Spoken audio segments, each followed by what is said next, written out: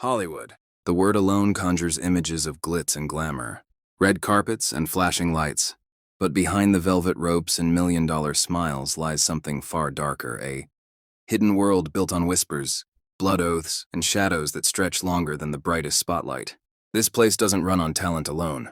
It thrives on power, control, and sacrifice. They call it show business, but for those who look too closely, it becomes clear it's a stage for something else entirely. The industry isn't just a machine for fame and fortune.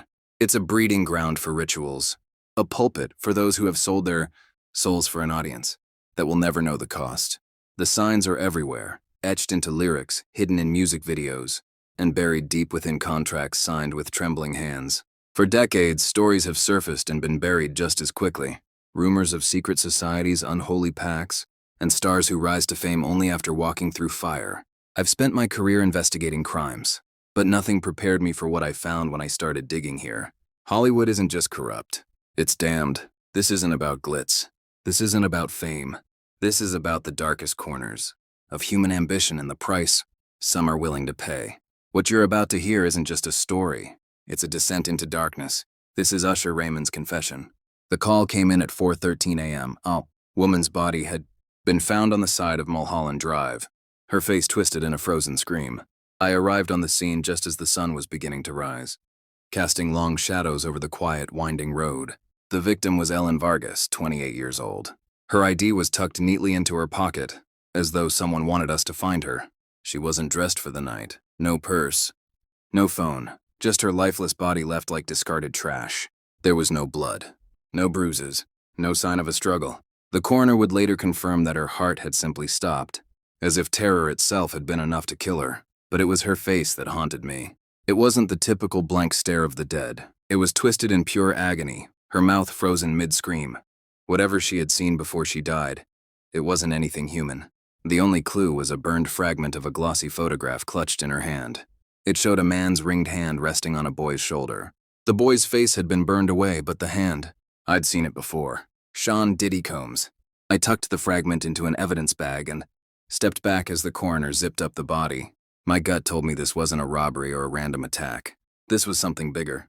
The next morning, just as I started digging into Ellen Vargas's background, two men in suits walked into my office. They didn't flash badges, but they didn't need to. CIA operatives have a way of making themselves known without saying a word. We're here for the Vargas case, one of them said, his tone flat and cold.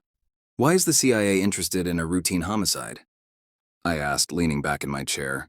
The other man placed a folder on my desk. You're off this case. Hand over everything you've got, and don't ask questions. I glanced at the folder. Inside was an official-looking order stamped with seals that might as well have read, "Stay out of this or else. National security," the first man added, almost as an afterthought. My chief echoed the sentiment later that day, telling me to hand over my notes and walk away. "You've done enough, detective," he said, his voice more uneasy than firm. But I wasn't about to let it go. The CIA doesn't show up for routine homicides, and they certainly don't take over unless there's something they don't want anyone else to find. I handed them a sanitized version of my notes, but I kept the burned photo fragment hidden. If they wanted this case buried, that meant there was something worth uncovering. Ignoring the CIA's warning, I decided to visit Ellen Vargas's apartment. When I arrived, it was clear someone had gotten there first. The place had been stripped bare. No furniture, no personal items, no sign that anyone had ever lived there. Even the carpet had been replaced, leaving behind only the faint smell of industrial cleaner. But whoever had cleaned house had missed one thing. Beneath the bed, carved into the floorboards, was a symbol. It was a jagged circle enclosing a horned figure, crude but deliberate. I crouched down, tracing the grooves with my gloved fingers. This wasn't random graffiti. It was a mark, something meant to be hidden. I snapped a photo and sent it to a contact of mine who specialized in religious symbols. When he called me back an hour later, his voice was shaking. "That's not just a symbol," he said. "It's a summoning mark. Old pre-Christian, used in rituals to call on things you don't want to mess with." I stared at the empty space where her bed had once been and wondered what Ellen had uncovered and why it had gotten her killed. As I dug deeper into Ellen's work, I began to notice a pattern. The number 13 kept appearing in her notes. Names, dates, ages. It wasn't a coincidence. In occult practices, 13 is considered a number of transformation and rebellion, representing a break from the divine order. It's a number tied to initiation, often used in rituals to symbolize the shedding of one's old self and the acceptance of something new. But in the music industry, 13 seemed to take on an even darker meaning. Many stars were groomed or discovered at 13, their careers orchestrated by powerful figures behind the scenes. It was as if the age itself marked a point of no return, moment where innocence was traded for fame. Usher was one of them, taken into Diddy's custody at 13. He was sent to live at the infamous Flower Camp. On the surface, it was presented as a mentorship program, but according to Ellen's notes, it was something far darker. The symbol beneath, Ellen's bed was tied to rituals of initiation, rituals meant to bind a person to a larger force. And Diddy, he wasn't just a mentor. He was the gatekeeper. Through relentless digging, I tracked down Ellen's secret boyfriend, Miguel. He was jittery, gaunt, and clearly terrified. When I told him I was investigating her death, his hands shook as he passed me a sealed envelope. She told me to give this to someone if anything happened to her, he said, his voice trembling. But I can't even look at it again. Whatever's in there, it's evil. Inside the envelope were 47 dossiers, neatly compiled and damning in their detail. Each one laid bare a horrifying web of human trafficking, abuse and exploitation within the music industry. The names were a mix of the powerful and the promising. Executives, artists, and handlers who operated in the shadows, grooming and coercing their victims. One dossier stood out. It detailed the grooming of Usher Raymond by Sean Diddy Combs. The file painted a chilling picture of Usher's early years, focusing heavily on his time at Flower Camp, a program Diddy used to mold young talent, or break them, depending on your perspective. Photographs accompanied the file. One showed a 13-year-old Usher kneeling in the center of a circle. The men surrounding him wore masks, their faces obscured, but their posture unmistakably predatory. Another photo showed Usher with Diddy's arm draped over his shoulder. The young artist's face was pale and expressionless, his eyes empty. These dossiers weren't just stories of exploitation. They described rituals, methods, designed to strip young artists of their humanity and bind them to a system where fame was built on servitude. It took weeks of backchanneling and burned favors to secure a way into Usher's orbit. The case had gone cold, and CIA interference made traditional investigation impossible. That's when I reached out to a contact, a former associate from Diddy's security entourage. He didn't owe me anything, and the favor I was asking could come back on him in ways I didn't even want to imagine. Still, he came through. Using his connections, I slipped into the backstage area of Usher's Las Vegas residency. Blending in wasn't easy. Everyone back there moved with purpose, dressed in black, headsets crackling with chatter about the show. I kept my head down and walked like I belonged. My contact had tipped me off on how to reach Usher's dressing room unnoticed. When I arrived, I hesitated. I wasn't sure what I was walking into, but something about the energy in that hallway made the hair on the back of my neck stand up. It wasn't fear.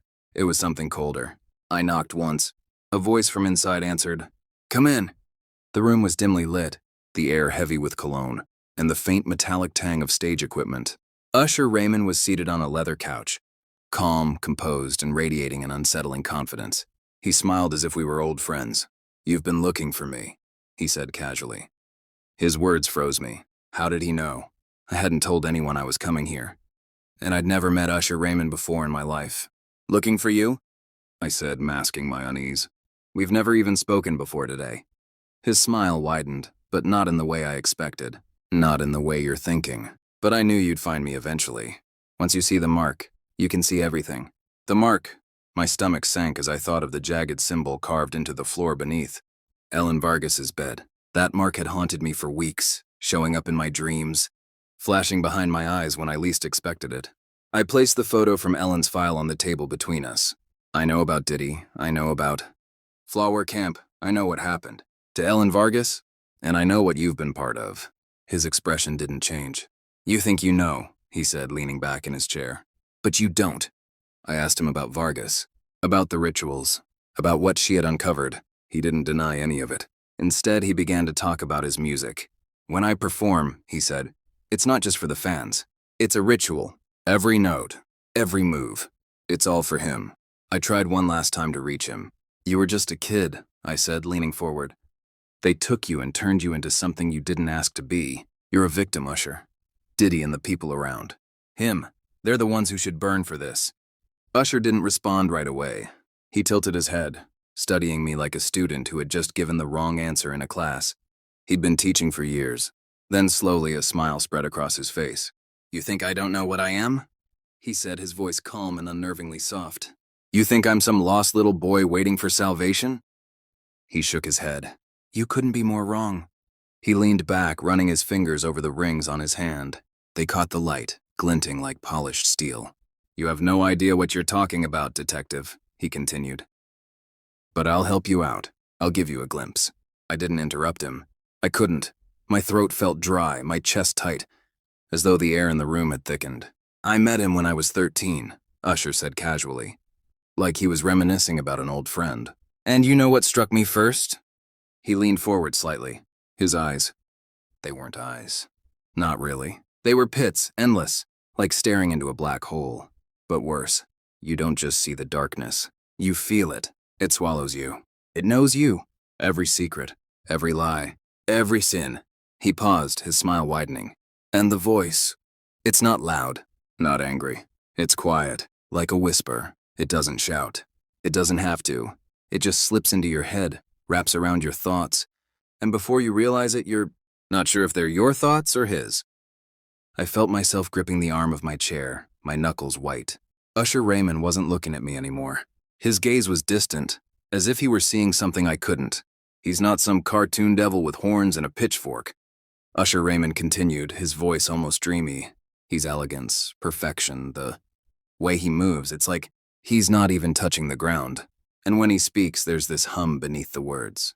Like music you can't quite hear, but you feel it in your chest. He smiled faintly. "It's beautiful." The word hung in the air like a curse. "And when he touches you..." Usher Raymond laughed softly, shaking his head. "You don't resist. You can't. It's like being submerged in warm water. You just let go. You let him in. And when you do, everything becomes clear." I forced myself to speak. "And what's clear, Usher? That you're just a tool for someone else? That you gave up your soul for what, fame? Power?" He chuckled, leaning forward now, his elbows resting on his knees. "You still don't get it. I'm not a tool. I'm the upgrade, the new model. The world's evolved, detective, and so is he." He looked straight at me now. "You think he's just some shadow in the dark, pulling strings from the sidelines? No, he's here now, in me, and I give people what they want." His words hit like a punch to the chest. There was no hesitation in his voice, no trace of doubt. He spoke like a man who had long since accepted who he was. What he was. "They don't care what I've done or what I am," Usher continued, his tone almost mocking. "They don't want the truth. They want the show, the lights, the music, the escape, and I give it to them. I'm everything they love, wrapped in everything they fear." He leaned back, his smile returning. "You could tell them everything, detective. Tell them what you've seen, what you've heard. You think they'd care? They'd call you crazy, then buy tickets to my next show." He shook his head slightly. "That's the beauty of it." I stared at him, words caught in my throat.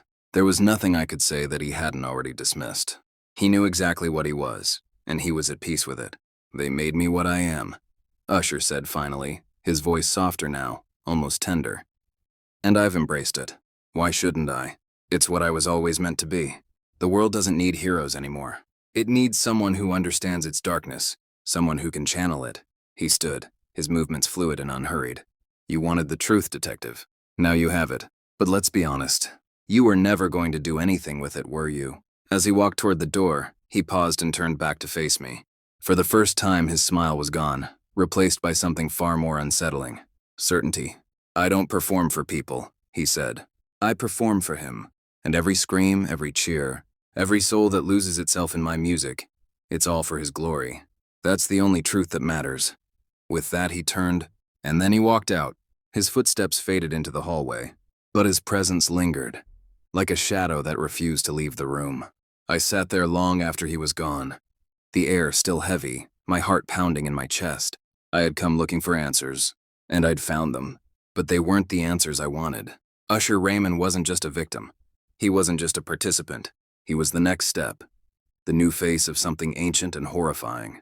And the worst part was, he knew the world would love him for it. That night I left Vegas shaken. Usher Raymond wasn't just a victim. He wasn't just a participant. He was the evolution. The polished mask of something old, something patient, something that had been waiting. But this isn't just about him. I have the file Ellen Vargas died for. 47 dossiers filled with names, photographs, and evidence that would shatter everything. You think you know? About the entertainment industry. From Beyoncé to Tyler Perry. From Tom Brady to the president himself. Every name you can think of has a story, and I have the proof. These files expose a machine built on silence and fear, threading through Hollywood, politics, media, and finance. The people running it will do anything to protect it. I want to release it, I need to. But I can't do it alone. These people control everything. The media, the narrative, the truth itself. They buried Ellen, and they'll bury me too if I don't have enough support. Still, I'm ready to take that risk. I'm ready to expose the evil hiding in plain sight. If you're listening, I need you to act. Like, subscribe, share this story. Let the truth be seen. These files are real. I've held them in my hands. But will it matter? Will people care enough to stop dancing to the music? To stop cheering the lights? To stop turning a blind eye? Usher Raymond isn't just a performer. He's a vessel for something darker. And the worst part? He knows the world will keep loving him anyway.